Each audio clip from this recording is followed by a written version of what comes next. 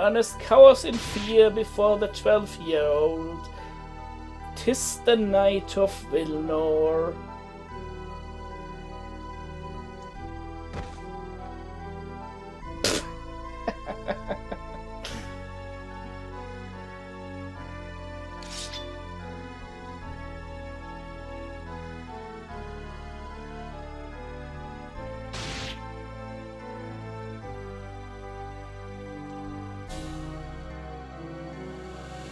Silly Mishka, what do you think you are doing? I'm sure Mireille wanted to kill her. After all, you already got Ernest.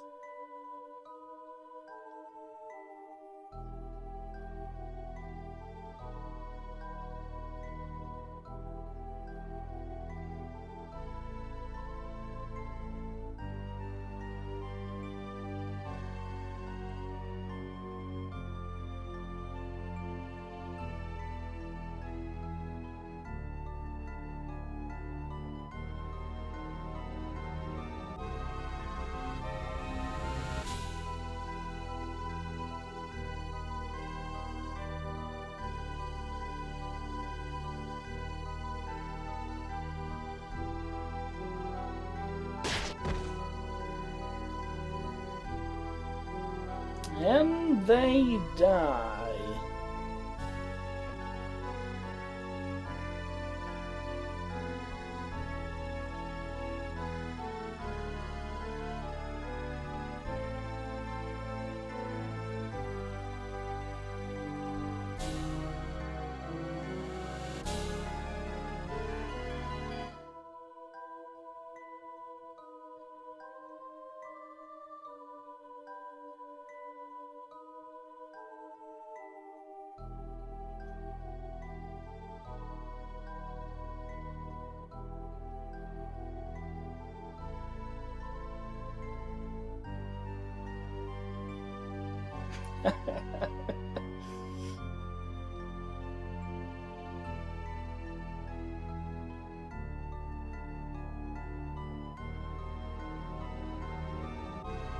Yes, Wilfred, now you know how it is to be the babysitter.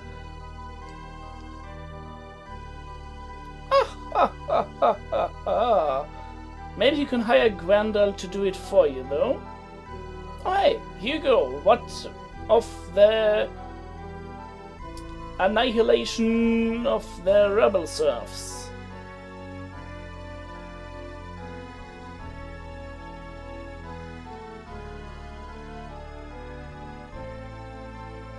Cool.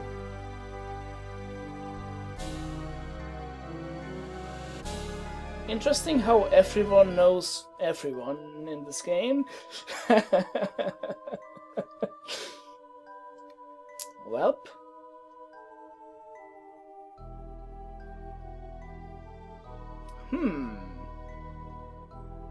Intriguing. So Krell-Montferrat, also known as Franz, is backing Christophe, and Vilnor is actually backing Langrye.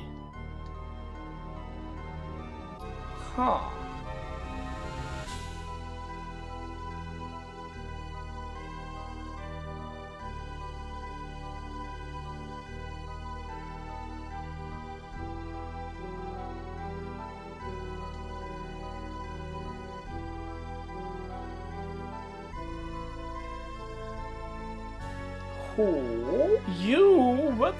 Thou wilt stand with Wilfred, Hugo. Well, well, well.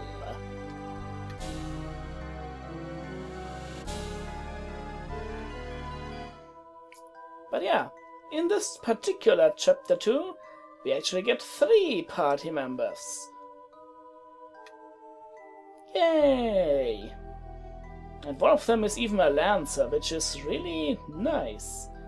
I like having a Lancer in the party, if I can't have 2 mages, or something ridiculous like that.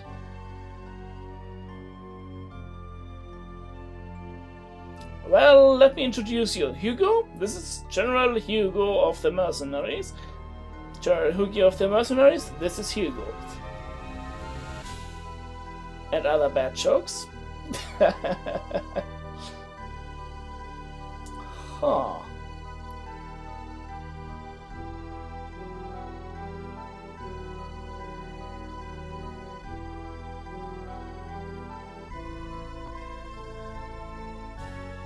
Yeah, pretty much that describes it quite nicely. Oh, it is fun. Wait until we get to chapter 3. That's where the A path will become quite interesting.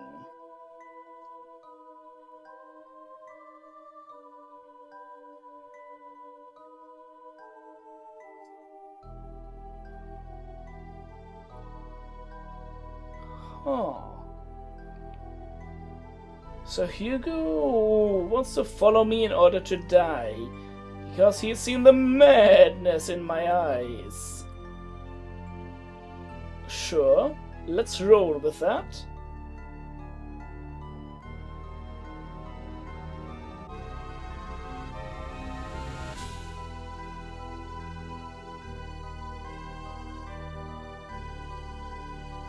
Unfortunately, on this playthrough, we aren't in the business of sacrificing anyone.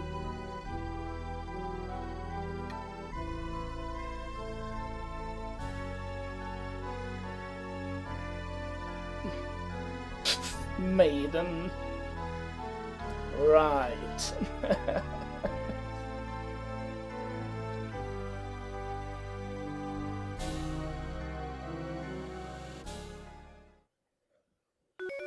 Yay, more party members. And I'm gonna end this episode. Ah, yes.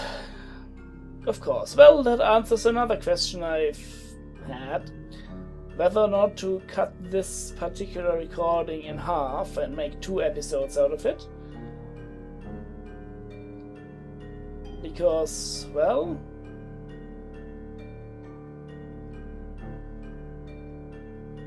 it's almost been half an hour. And the average episode should be about 15 to 20 minutes. So, yeah. Oh well. Or I cut it off after this battle, after the end of the battle, put the cutscene in the next video. I think that's what I'm gonna do. I just keep on recording into chapter 3 a little bit. Yes, sounds like a plan. Let's do that. While I steer awkwardly with only my right hand, because I have a drink in my left.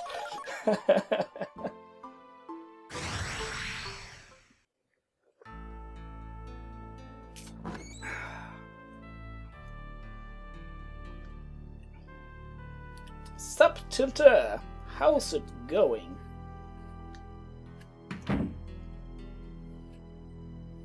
Oh.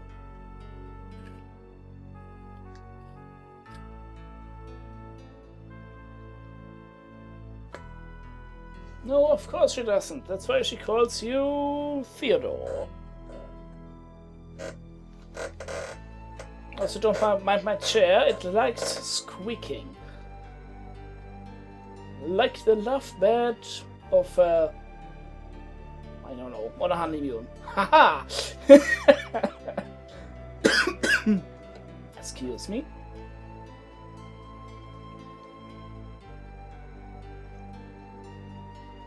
Of course, my lord!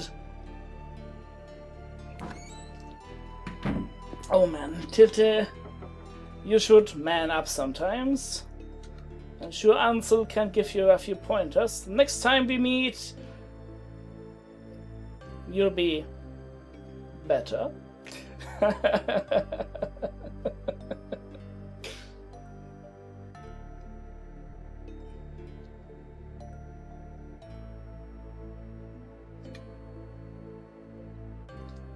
Aha. Well, Wilfred, good luck with that. Ah man, third time we actually see the scene. So, yeah. Fortunately, there's another scene that we, well, do not get to see in this intermission. And that is, since we haven't used the plume, Freya hasn't noticed anything odd. The only one of the gods that knows something is up is Loki, and that guy tends to keep to himself. For reasons that may include his own amusement.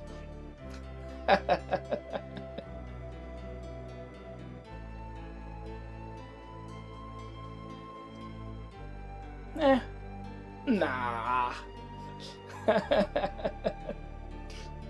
Huh.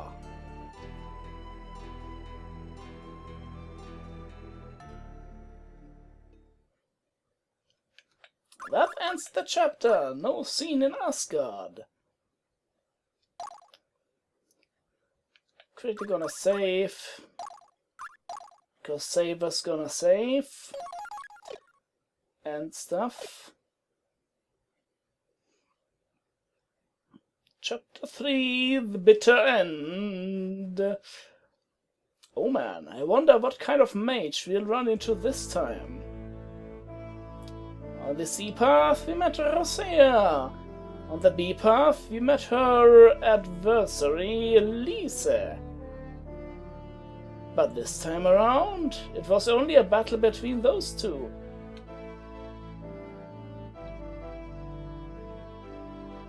Huh.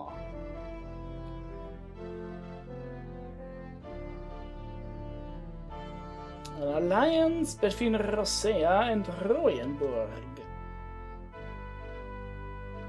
Well, well, well.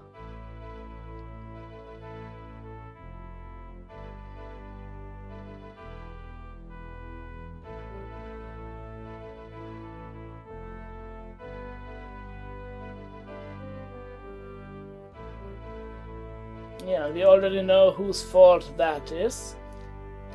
Lisa attempted to assassinate the dude.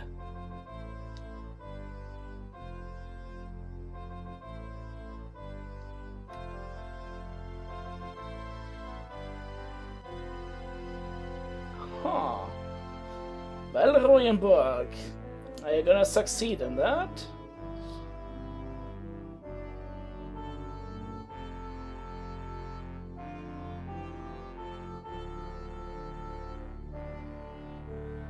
By the way, due to the fact that Freya hasn't noticed Hell's presence in Midgard yet, we can sacrifice 2 people per chapter for every chapter, well, for chapter 3 and 4 on the A path. Of course, sacrificing even 1 person will instantly drop us down to the B path, but if we so chose, and really wanted to sacrifice people, well, we could just sacrifice 2 of them in 1 chapter. Just putting that out there.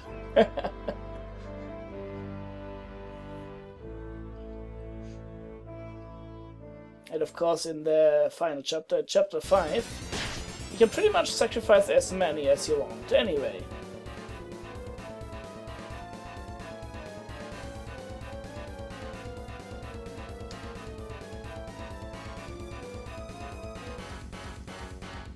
Huh.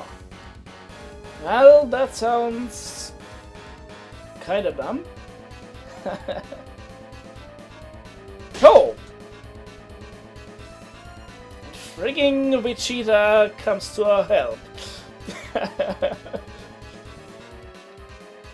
It's Ushio.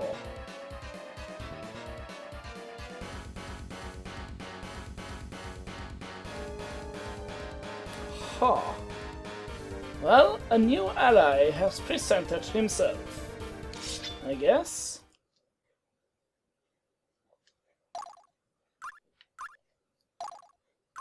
Ushio! Ah yeah, also we need to do something about Hugo's level, Since he left us so early, he didn't get to level up along with the rest of the party. Oh well.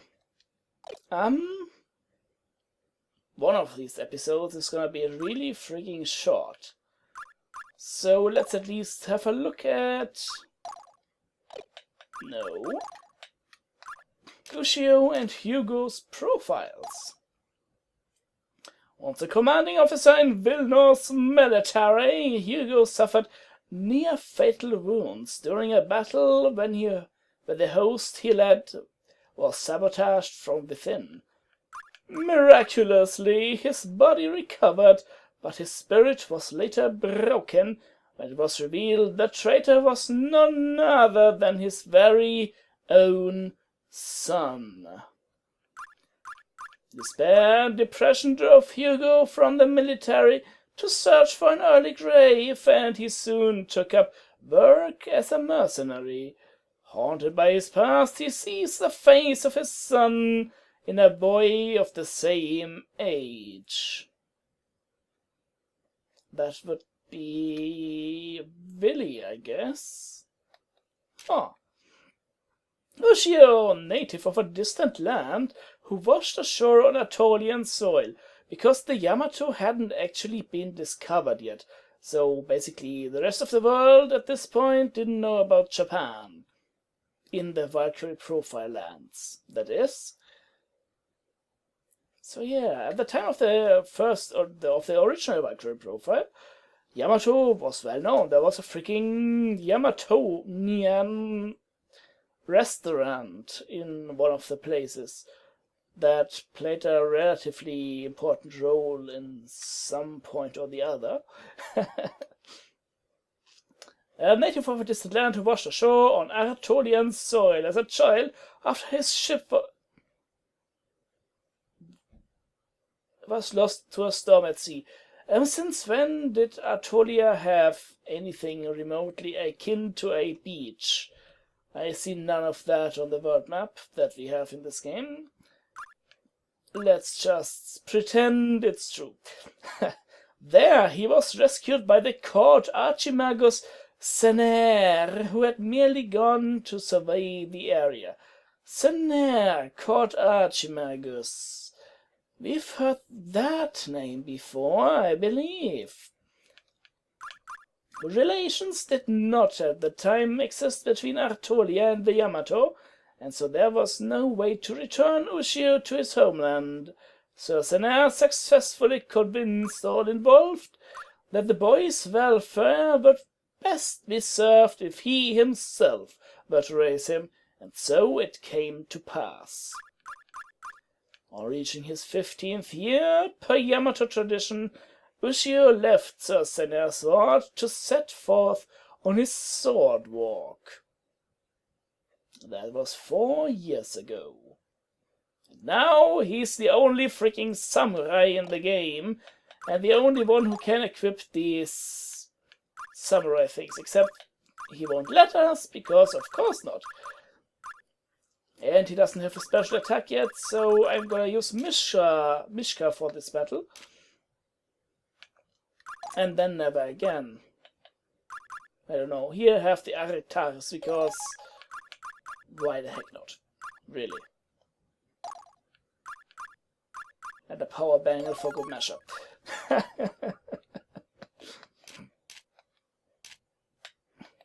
So yeah. And Hugo I'm gonna be using definitively. Ooh. Miss Tiltane has holy attack. I'll keep that in mind for near the end of the path. Otherwise, let's just go with the best equipment we have, pretty much. Including, but not limited to, the... Studio 250 at... Oh, right, you're level 12. Never mind, that's probably why you lack so much in power. Fortunately, I have something that allows me to change that a little bit. The Expert's Experience raises the experience points by 30,000 points. And then he was level 17. Yay! And his attack is fixed as well. Oh yeah. Another thing... Oh, right. Let's teach everyone how to dash just because. Another thing I haven't remotely touched upon. Ambrosia, which increases HP by 100. And Golden Axe, which randomly increases all stats by 1 to 9 points. Which can be pretty nice, but why use them ever? Not to mention they are in the Too Good to Use club, along with the Expert's Experience. Unless, of course, you need to bring someone up to speed like Hugo here. Yeah.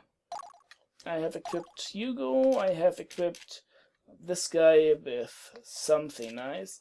I don't need to equip him with anything more, because why? After I've shown off Mishka's special attack, I'll be... Actually, let's give you a safety boost as well. So, safety boots, they are useful and stuff, you know? Good thing I have so many pairs of them. Huh.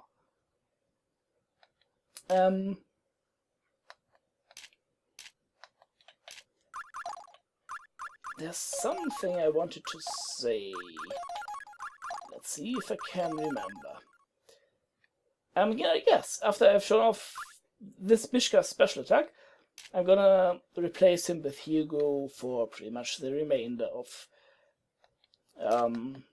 well, the game. Or at least until we get a second mage, at which point I may decide to keep Hugo or replace Sharifa. I don't know about that one yet. Spoiler alert, we are gonna be getting a second mage at some point. Ushio I will use once, as soon as I can equip him with a sword that he can use as his special attack with, because I need to show that off. Otherwise, I find him rather useless. If I want a swordsman, I'll just take Wilfred. Difference between swordsman and samurai, not that big a deal. Sure, I mean, Ushio has the advantages of both the swordsman and the rogue, what with being able to walk 5 steps and attack all around him. But...